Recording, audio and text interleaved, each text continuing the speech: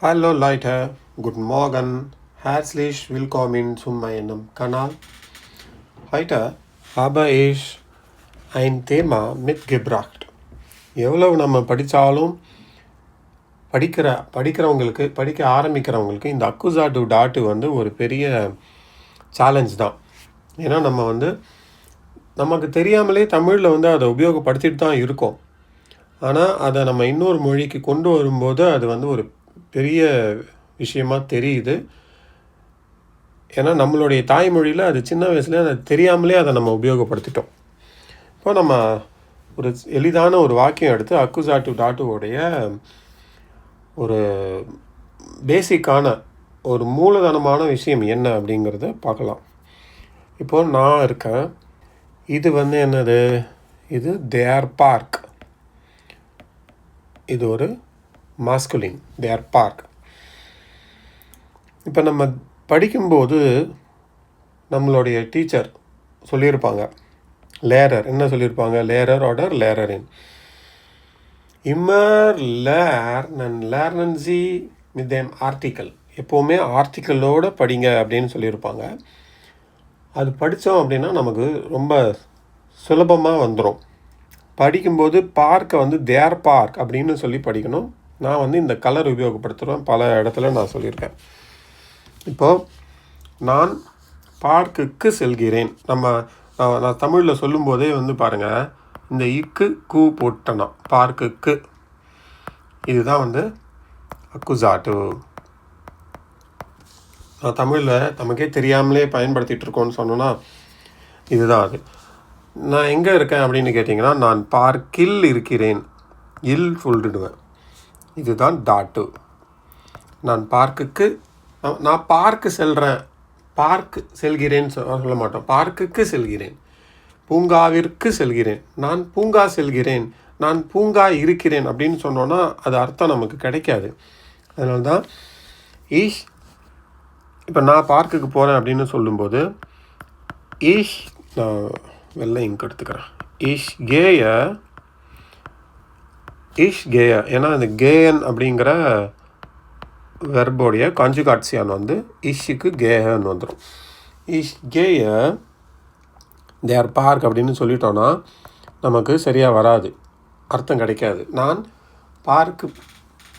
பூங்கா போகிறேன், பூங்காவிற்குன்னு வரணும். அதனால தான் இங்கே என்ன ஆகிடும், இங்கே ஒரு மூமெண்ட் பெவேகுங் இருக்கா, இந்த ஒரு பெவேகுங், அதாவது ஒரு இடத்துல இன்னொரு இடத்துக்கு நகர்றோம், ஒரு மூமெண்ட் இருக்குது அப்படின்னா இது அக்குசாட்டுவில் எழுதிடுவோம்.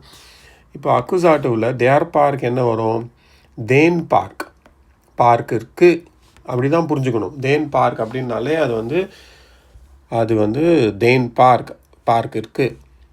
அப்போது ich gehe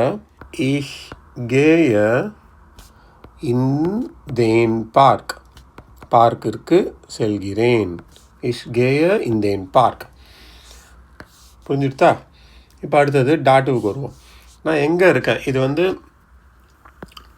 ஓ எங்கே அப்படின்னு கேட்குறோம்.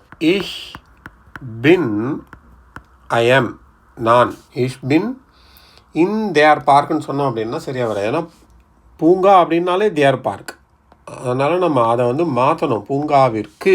அதனால் இங்கே them park, ich bin in dem Park, ich bin in dem Park. இந்த in dem சுருக்கி என்ன பண்ணிவிடுவோம், இம்முன்னு சொல்லிடலாம்.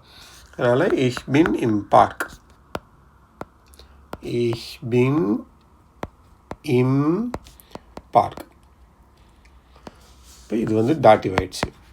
நம்ம தமிழில் உபயோகப்படுத்துகிறது தான், ஆனால் ஆரம்பிக்கும்போது ரொம்ப ஒரு காம்ப்ளெக்ஸான விஷயமா புரியாத மாதிரி இருக்கும். ஆனால் நம்ம அதை நம்மளுடைய தாய்மொழிக்கு மாற்றி படித்தோம் அப்படின்னா ரொம்ப சுலபமாக புரிஞ்சிடும். Okay, ich bin im Park. இப்போது இது கூட ஒரு அட்ஜெக்டிவ் சேர்த்துக்கலாம். schön அப்படின்னு ஒரு அட்ஜெக்டிவ் எடுப்போம். schön அப்படின்னா அழகான, சரியா, அழகான. இப்போ நம்ம இந்த அட்ஜெக்டிவ், இந்த அழகு அப்படின்னு சேர்க்கும்போது நம்மளுடைய முதல் வாக்கியம் எப்படி மாறும்னா, ich bin இஷ் கேய நான் செல்கிறேன் இல்லையா, இஷ் கேய இன் தேன் பார்க்குன்னு இருக்கு இல்லையா, அந்த தேன் பார்க்குக்கு நடுவில் இந்த அட்ஜெக்டிவ் நம்ம வைக்கணும். இஷ் கேய இன் தேன் ஷியோனன் பார்க். இந்த ஏஎன் வந்து சேர்ந்துடும். இஷ் கேய இன் தேன் ஷியோனன் பார்க். இப்போ டாட்டு நீ எங்கே இருக்கீங்க அப்படின்னு கேட்கும்போது ich bin in dem schönen Park. இது ரெண்டுத்துக்குமே அட்ஜெக்டிவ் வந்து மாறாது. மாஸ்குலினை பொறுத்த வரைக்கும் அட்ஜெக்டிவ் ப்ளஸ் ஏஎன் தான் வந்து வரும். அதனால் ich gehe in den schönen Park, ich bin in dem schönen Park. இந்த வீடியோவுக்கு இது போதும். இன்னொரு வீடியோவில் திரும்பவும் சந்திப்போம். இதை மாதிரி ஒரு எளிதான ஒரு வாக்கியத்தை எடுத்து நீங்கள் ஒரு வாக்கியம் எழுதுங்க.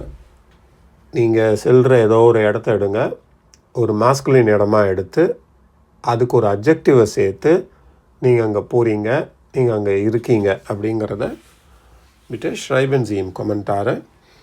Wir treffen uns im nächsten Video. Bis dann, auf Wiedersehen, tschüss.